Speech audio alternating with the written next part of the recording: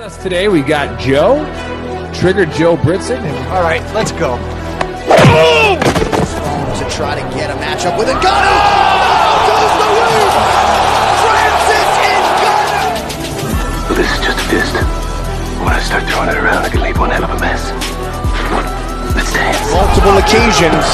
Wow, it looks like they're going to swing to the very end. And he wasn't kidding. Wow. It's very rare. What a finish. Another one.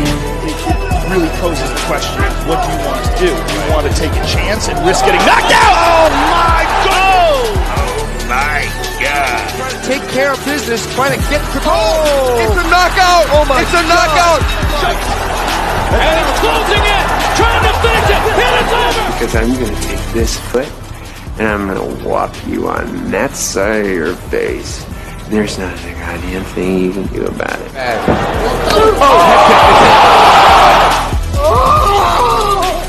Buck is brought to you by Modelo. I killed it!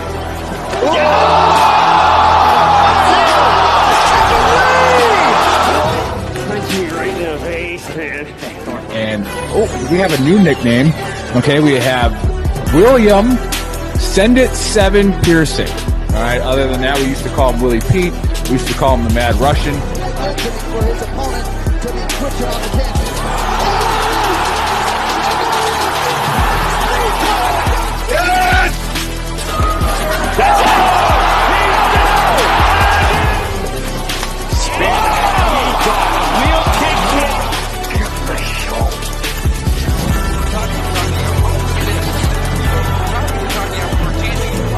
Now you're gonna get it, Bobby!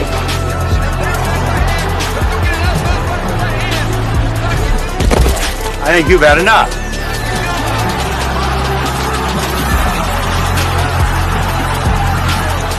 No? Now you've had enough. Bitch. Wow, how good is this? Finish him!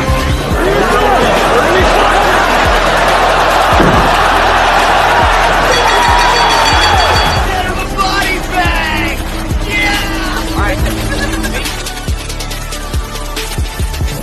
Another one.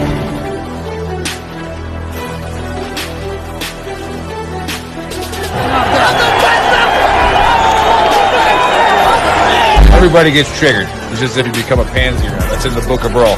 I'm not surprised, motherfuckers. You called down the thunder, well now you got it. Gotta be very careful.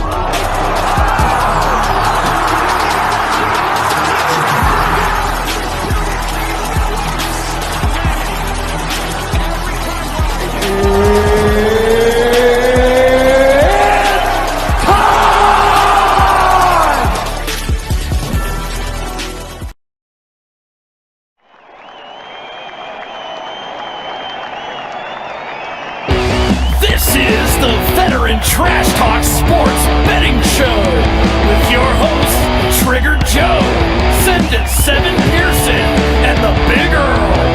UFC, NFL, if it's on, we're betting on it.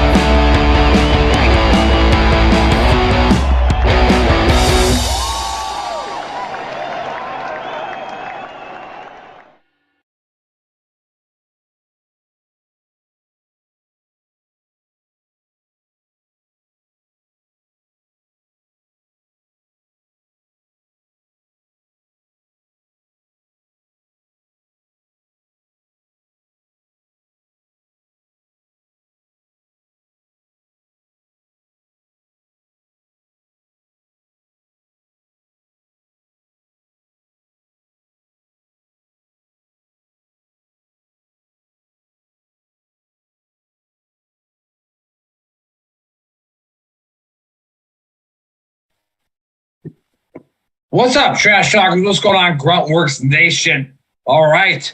We are here for your Friday night UFC picks, and I'm the Big Earl. I'm the one that is always right. All right.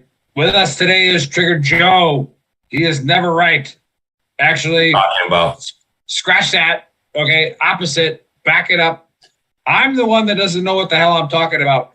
He does. Okay. And we're missing VTT's Send It 7. And the reason we're missing him is because he's doing Sergeant Major things. Yeah. We don't know what that means, but we're going to let it go. I'm going to guess it's because some privates and specialists did private and specialist things. Right. And I'm also going to major things for those reasons.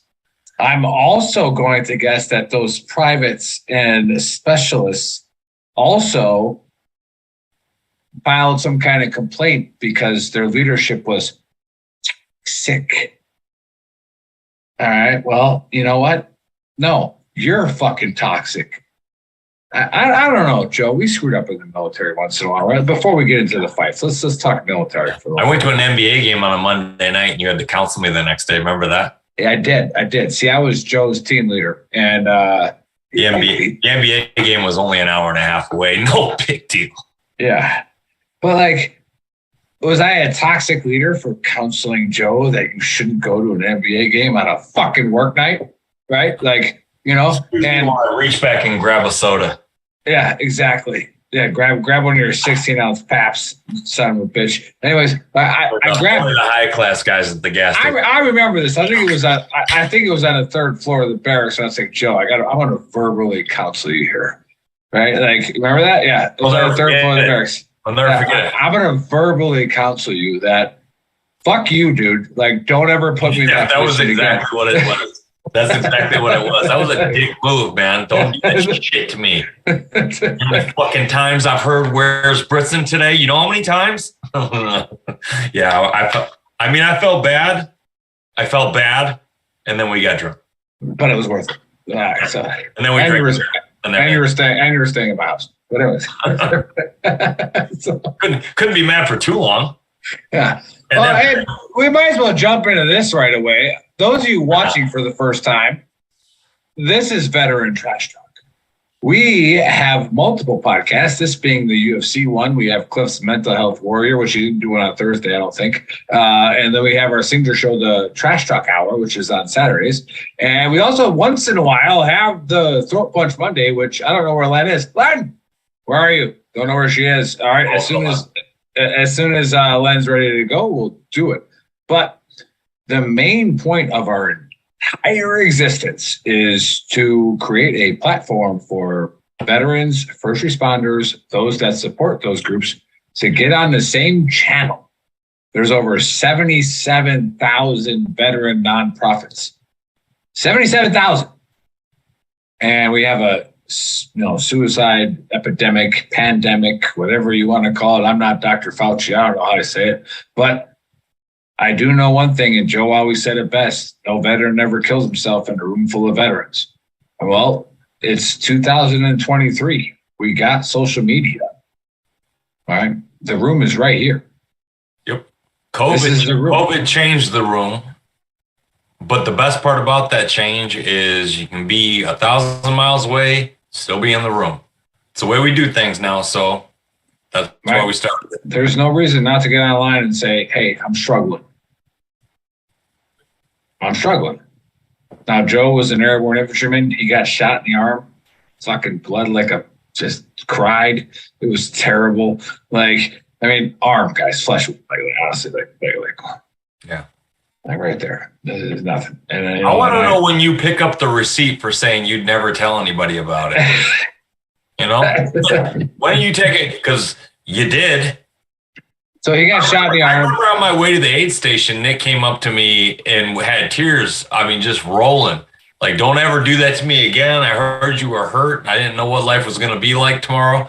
I was like, dude, you fucking stop. It's just a shot in the arm. He was so emotional. I was. Well, actually, I'm glad that that Rivera had shot that guy in the face before I got to him. Because when I heard the call signs of who was shot, I was like, people are going to die tonight, and it's like, and I couldn't shoot anybody because they were already shot. So when we were doing the flanking maneuver, it's like, son of a gun. All right, so you guys got anyways, that was fun. Yeah.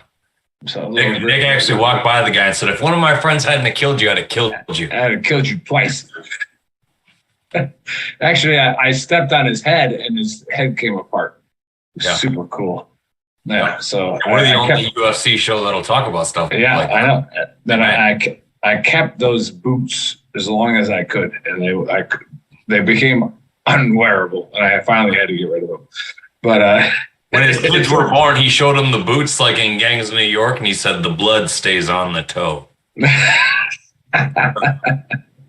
But anyways, Joe couldn't make it last episode that we picked the fights, but he did send us his locks, and we had a guest picker, George from Vet Radio Syndicate. So again, go check out Vet Radio Syndicate.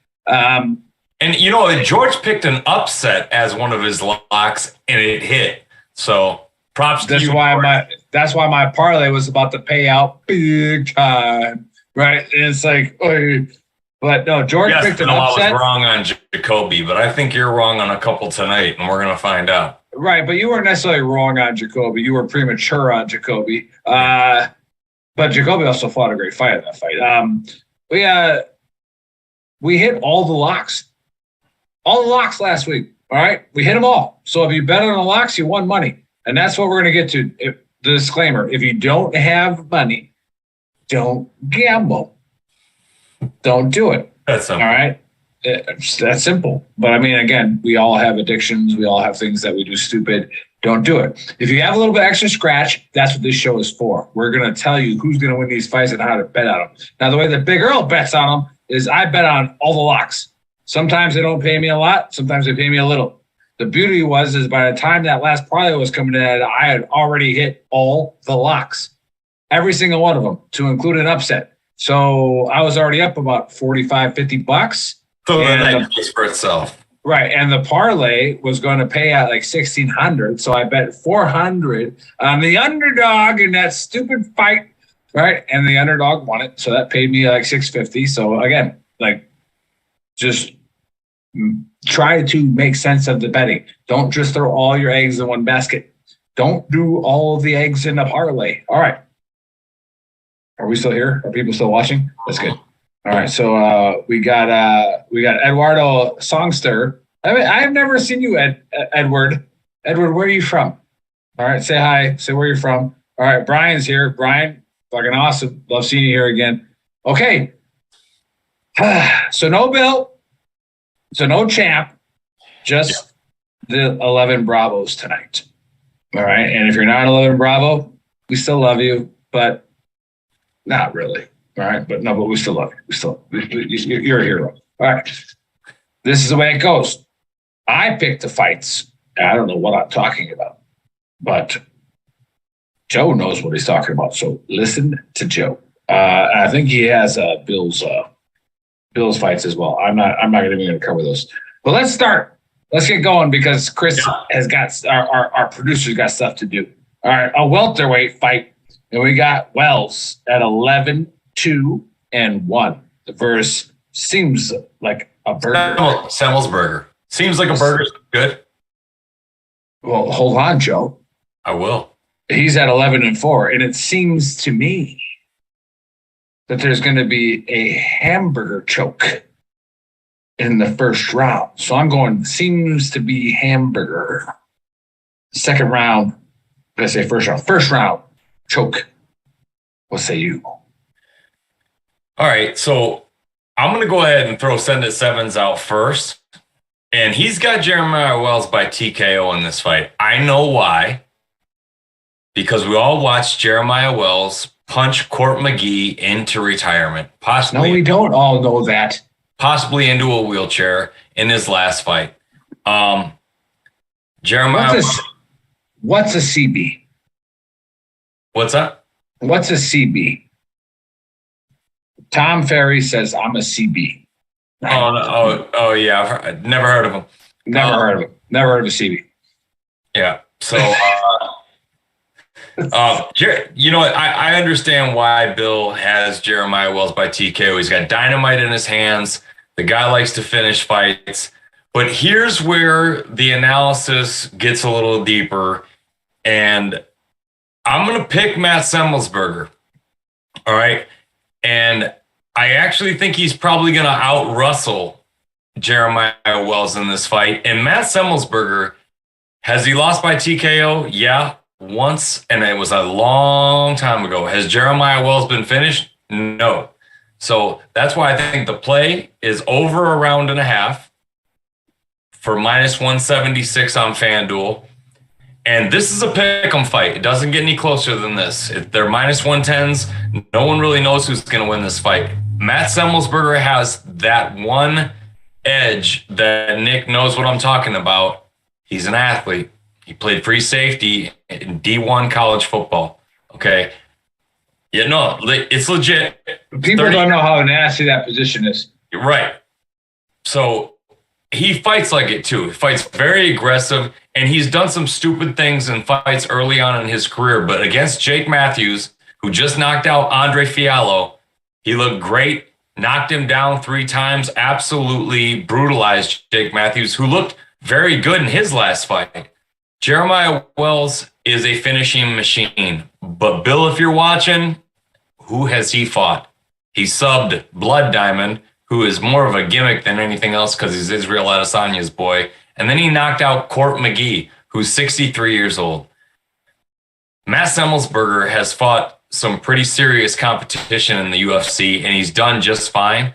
I don't think that he finishes Jeremiah Wells. I do think that he wrestles him into exhaustion. Wells is one of those guys packed with muscle. And I think Semmelsberger just mauls him. He's also 6 years younger. Jeremiah Wells is 36. And he's got a 1-inch reach advantage, and his takedown accuracy, or his successful takedowns are 77%. So I believe he double legs Wells early, wrestles him, beats him up on the ground, and wins a 29-28 decision. I got Matt Semmelsberger. So you're saying that Bill picked Wells? He picked Wells by TKO because Wells has dynamite in his hands. But I'm assigning a point. Okay, we'll do a point. So you got no choice. You better win, Joe. I'm sick of the being freaking losers. All right, we're not losing to the field artillery anymore. All right, they're doing it. I'm pretty sure the score is 2 points, right? I think it's 3. He got you. But all right, let's go to the next one. We got a women flyweight fight, and we got Lucindo at 13-5 versus Walker at 8-3. Now, again, those of you watching, notice I have this pen in my hand. I have this pen in my hand because I have no freaking idea what I'm talking about. So I write down what Bill says. I write it down, and then I bet on it. But here's my pick, which means absolutely nothing, because I pick based off of their image, their name, and their jawline. I want you to look very closely at Lucinda's jawline. All right? Have you paid attention to it, Joe? Are you looking at it? Are those of you watching looking at it? Actually, What does she have right here? Neck tattoo, bro. Yeah. She's not losing. Okay? Huh? She's not losing. She got a neck tattoo. Okay? The only time she lost is probably like the sex chef. No woman with a neck tattoo has even ever lost an argument. So I'm going to Lucindo by neck tattoo murder. Okay, yeah. She's gonna kill this person. Like I don't want to. I hate this for Walker, but I hope your life insurance policy's in check because you're fighting a chick with a neck tattoo. All right. Yeah. Bye, Felicia. All right, Joe. What say you? Could have just bought the farm. You never know. Yeah, Bill and I agree on this one. We both got Lucinda, and I think Bill's description was by boring. I'm 2 for 2, baby. By boring ass decision. That's Bill's call on that one. And I did see Walker's last fight, and Walker does go by the handle Brogan. Okay, she's not American, in case you didn't figure it out by the first name, Brogan. She's a wrestler, quite boring. And her she's been TKO'd once, never TKO'd anybody. She's subbed one person. Okay, so out of 11 fights, 9 of them have been decisions. Lucinda is 21 years old, so Walker's 34. So she's probably going to run circles around her, but Walker's tougher than nails. She's not going to get finished. And Lucinda's probably going to win what Bill calls a boring-ass decision. But because one of my favorite MMA pickers in the world, the MMA Guru, who's in the UK, has probably 5 times the following we do, and we'll get there one day. But this dude has literally started flipping a coin on his show for women's fights because he's sick of it. He goes, there you go, coin is spoken, and he goes to the next fight. He doesn't even fuck around with it. Because some of these decisions, some of these Sal D'Amato type scorecards will break your bank. So taking this fight, but to go the distance is probably as good as a lock. It's probably minus 300, and that's why it's not a great play. But if you want to put Lucinda in as a parlay piece, I think she's a minus 340 favorite. She's definitely going to win. Win by decision, probably your best bet there. But yeah, Lucinda by decision. Too much talent, too young, too much of a hot prospect. And Brogan Walker is just kind of a vanilla 125 female fighter that kiosks with every punch and doesn't really do a whole lot of damage. So yeah, taking Lucinda. You know who's coming up in our next fight? I can't wait. I can't wait for this fight. But anyways, this is our first plug of the night. The next one will come after that. I got the Veteran Trash Talk shirt on. All right, one of our originals that Joe designed. All right, and we have the hat. Go to shop.veterantrashtalk.com and use the code VTTGW. All right, get yourself a discount. We have awesome stuff there. If you have not been to our website to see the funny ass shirts that we have, and again, we're actually veteran owned, unlike Grunt Style, okay, and we actually are doing something other than just trying to make money. In fact, we don't make any fucking money. We don't even care. We give most of it away. So like, just go buy a shirt and rep the brand. The brand is freaking awesome. Okay, here we go. It's a lightweight fight. Then we got Bobby motherfucking Green. Right? Coming in at 29-14-1 versus he went to Jared. All right. Joe, you remember this guy, right? So he just got robbed against Paddy Pimblett. 19-6, but 2 fights ago, I said nobody loses when they go to Jared. Right? And the experts disagree with me, and Jared won. Okay? Like, when you go to Jared, you win. So I'm going to flip the script. I'm saying Bobby Green goes to Jared, and Bobby fucking Green wins.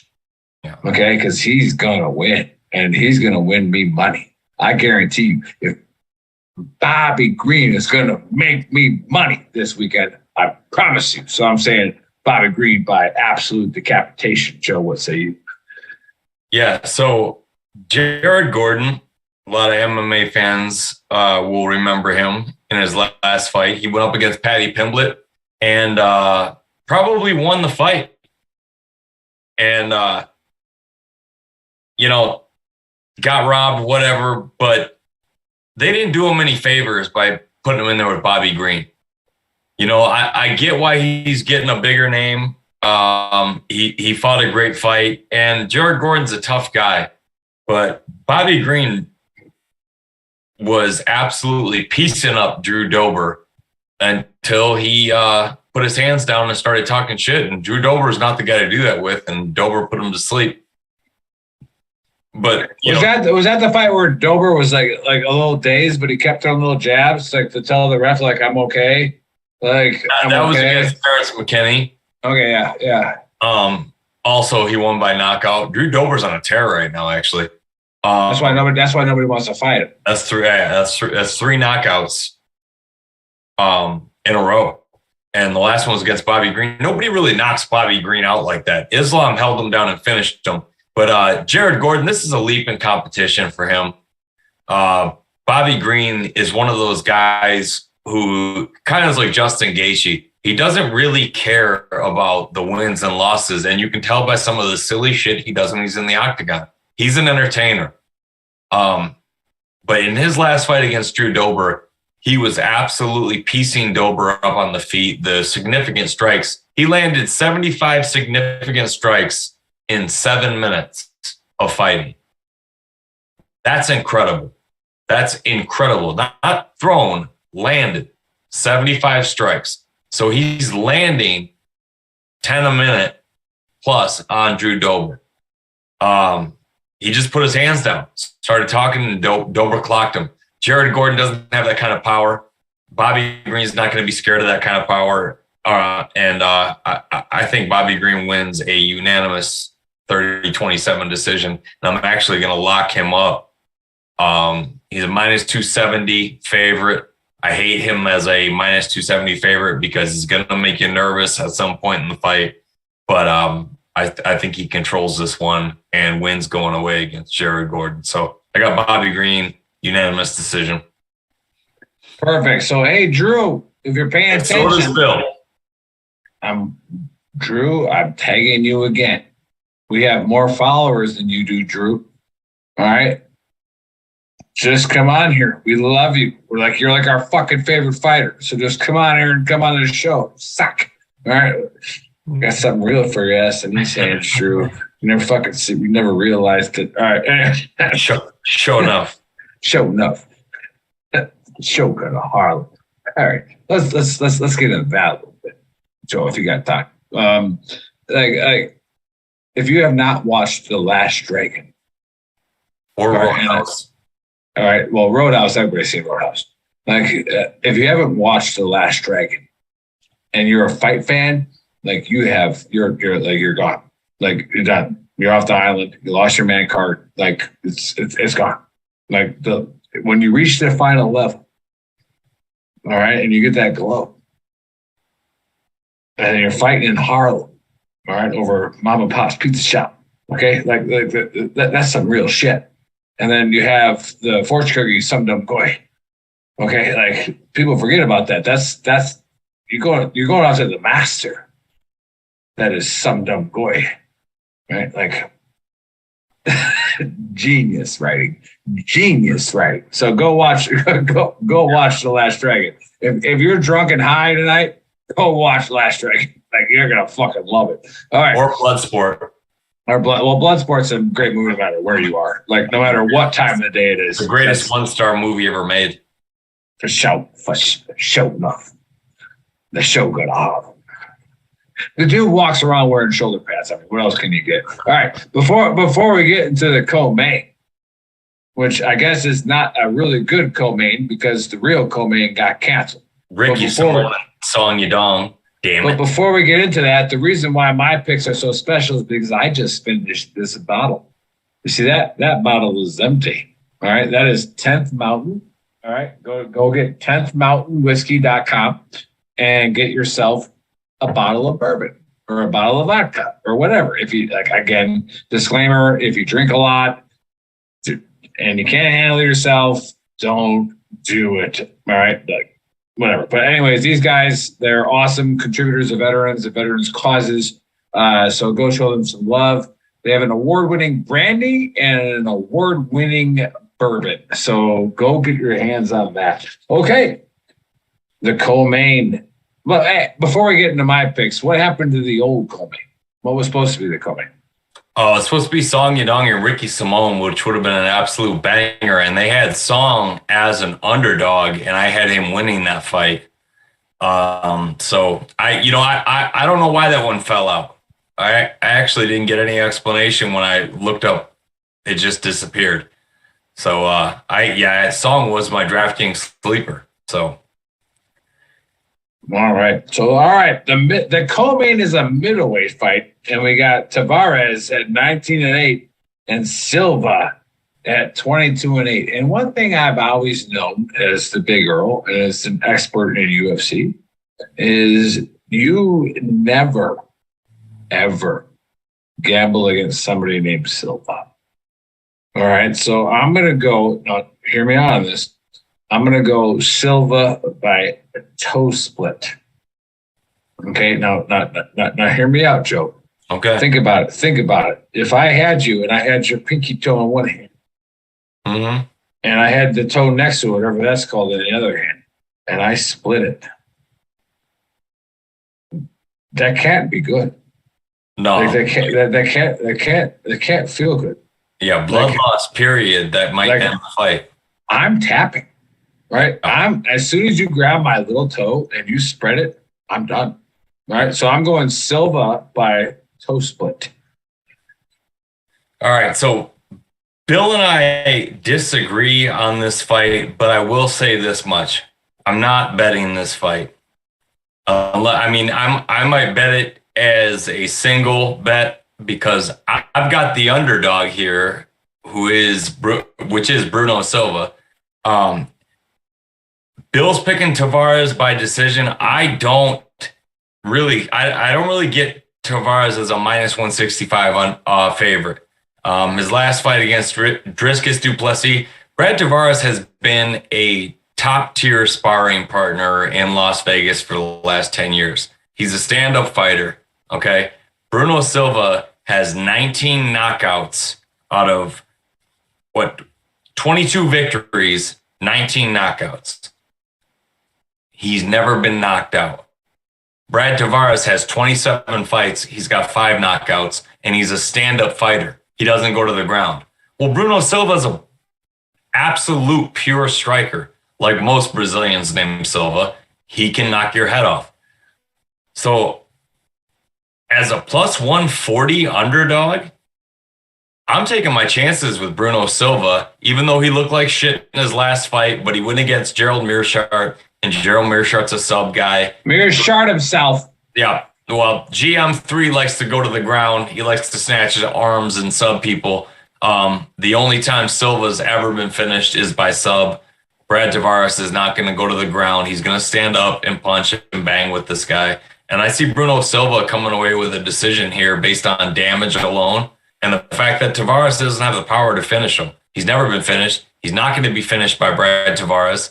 And I actually like this fight to go the distance in case you're worried about scorecards. And I like Silva to win. So pick Silva up on your DraftKings teams. He's plus 140 right now. Think about it. 19-0 is his knockout record. Brad Tavares is 5-3. He's been knocked out 3 times. He's been subbed once. This fight's staying on the feet, and I'm taking the Supreme Striker and Bruno Silva. And there's your first underdog pick. Get ready for the next one. Love it. All right. Here we go to the heavyweight fight, the main event. Now, this one bothers me a little bit because all the research that I do. And I got Pavlovich at 17-1 versus Curtis Blades at 17-3. Now, I'm pretty sure I beat the experts on every Blades fight that I picked. But you know what? I don't think he's ever fought a guy with the last name of Vitch. All right. And again, I pick my fights very, very carefully. And I think anybody named Pavlovich is either a really good pitcher in baseball, a really good bowler, or he's from the fucking Eastern Bloc. Okay, and he's going to rip your face off. All right, I'm going to go with the fact that he's not a bowler and he doesn't pitch and that he's a heavyweight, all right, that he is going to absolutely just destroy Blades in the first round. Joe, what say you? Yeah. Bill and myself have Sergey Pavlovich winning, and I'm going to break this down by first round knockout. Sergey Pavlovich is 17-1. That one came from Alistair Overeem. He was a 26-year-old brand new heavyweight prospect. They shouldn't have stuck him in there with Overeem. He should never have been there. And he got slept. After that, he's gone on a 5-fight, all first round knockout streak in the UFC, capped off by knocking out Tai Tuivasa, who hits like a freight train, by knocking out Derek Lewis, who hits like a freight train. Neither one of those fights lasted a minute. This guy looks like Drago, and he's got the storyline like Drago had. Whatever he hits, he destroys. Curtis Blades, 17-3, very dangerous guy. but all three of his losses are by knockout. He has a chin problem. He also has a bit of a problem with trying to prove he's a striker. Curtis Blades is a wrestler. He could survive if he can get Pavlovich to the ground, but this guy is so big and so strong, and at 30 years old, which is baby age for heavyweights. Heavyweights can fight 42, 43 years old, and they've done it in the UFC before. Stipe Miocic is 40 years old. He's going to eventually fight John Jones for the title. Pavlovich right now is a plus 140 underdog because of Blades' UFC experience and the guys that he's fought. He has fought a lot of people, and he's done quite well, but the last guy that knocked him out was Derek Lewis. Derek Lewis didn't last 55 seconds with Sergey Pavlovich. I got Sergey Pavlovich coming in like a freight train and not needing a second flurry to get through Curtis Blades. Could I be wrong? Yeah, but I think the play here is under a round and a half. Sergey Pavlovich, first round knockout. Yeah, and there's another lesson to you gamblers out there when you do your big parlays is, dude, it's fighting. Like, somebody can catch somebody. Right? Like, I can't, like, what's his name? Who's the guy that lost that, screwed my parlay up? Not Ponzinibbio. Billy Quartello. Right? Like he was dotting that guy up, and he caught a knee to the freaking temple, and he was out skis. Like, it just is what it is. So the game changes, and you make one mistake and get caught. And yep, and he was dotting that guy up. Like, when I was watching the first 2 minutes of that fight, I was like, money bags. Like, and then like, oh, that sucks. Like, it was over like that. So when you're betting, it's a fight. So understand that. Okay, we got all the picks in. Now we get to the best part of the night. We got the locks, the parlays, and the DraftKings sleeper. Joe, let's hear them. All right. So my locks are going to start on the prelims. I've got two. All right. Kamaru Usman's younger brother, Muhammad Usman. That is huge. And Junior Tafa, who is 4-0 with 4 knockouts. Take that fight inside the distance. If it's inside a round and a half, take it inside a round and a half. That's going to be two big brutes swinging for the fences, and that fight's going to end in a knockout. And honestly, I kind of like Junior Tafa to knock out Usman because his striking's so good. But take that fight under a round and a half, whatever site that gives it to you. That's one of my locks. My other lock is Montel Jackson over Ronnie Yahya. Ronnie Yahya is 50 years old. Montel Jackson is going to destroy him. Take Montel Jackson by KO. Lock it up.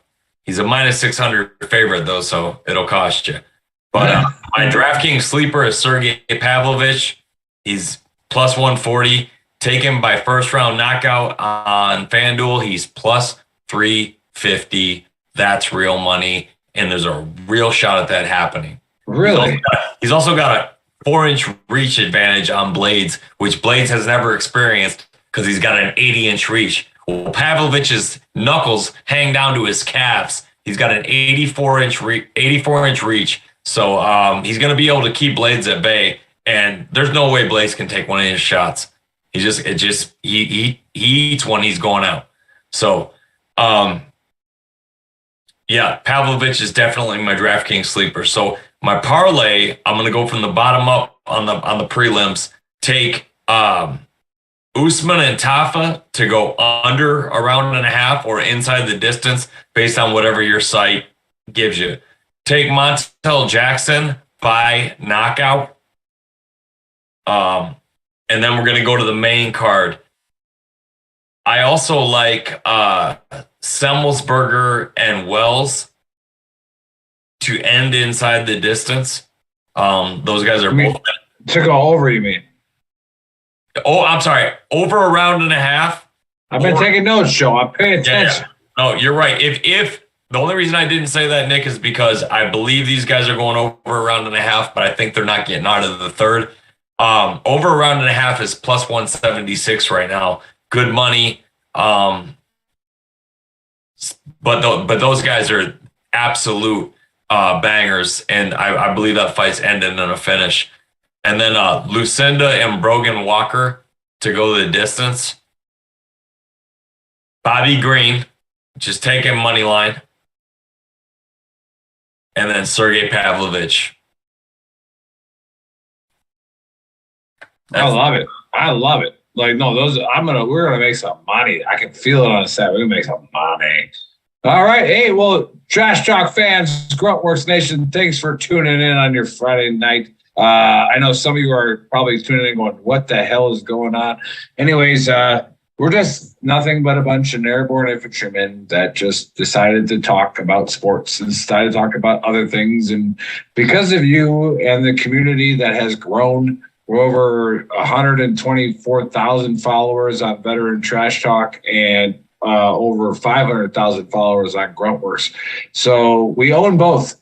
Okay, so Gruntworks and Veteran Trash Talk is the same thing now, and we're super excited to have that. If you go to gruntworksclothing.com, it's going to send you right to our store. What do we do with that money? Nothing yet, because we don't make that much of it. But when we start making money, trust me, we are going to have awesome Veteran Trash Talk hangouts. We already donate to the Ultimate Sacrifice Foundation. We were a partner with Stop Soldier Suicide, but we switched to the Ultimate Sacrifice Foundation. But our favorite nonprofit that we always donate to, Joe and my birthday, is Gold Star Teen Adventures. And that's Bill's nonprofit that he's affiliated with. And Veteran Trash Talk has 100% acknowledged that this nonprofit is amazing. Right? Gold Star Teen Adventures. We all say, remember those that are fallen, never forgotten, till Valhalla, like Bill says. And I'm just as guilty as a lot of you when Bill says it this way. And I think about it, and it bothers me sometimes. It's like, did we ever think about the kids that were left behind? Man, when we were fighting wars for decades, right? Some of these kids are 16, 17, 25, 26 years old, right? Like, what have we done for them? Now, we don't have to do a lot for them, but if there's something that we can do to put a smile on their face, I think that's a win. I mean, I don't know. I don't know what that answer is. Obviously, $16 trillion in the chocolate factory would be great, but like in real life going on, can we not just put a smile on their face knowing that their loved one, their father, their mother, their brother, their sister that was killed is remembered? All right? Like, you don't got to tell Joe or I how to remember people that were killed because, trust me, we remember them. All right? So it's, yeah, go to Gold Star Teen Adventures and donate to them. That's 100% a verified nonprofit that we are 100% behind. That leads into tomorrow at 1700 Eastern time. All right, we are going to have Kenneth Stone, a.k.a. Kenny. And he has started a nonprofit that takes veterans on mountain biking trails and pushes them to the limit. Okay, like this is like, you're an adrenaline junkie? Let's go. We're going down this mountain, homie. So this is a super cool nonprofit that we're bringing on. So we'll see you tomorrow at 1700 Eastern time on the Veteran Trash Talk Hour. Other than that, thanks for stopping by. Stay classy, San Diego.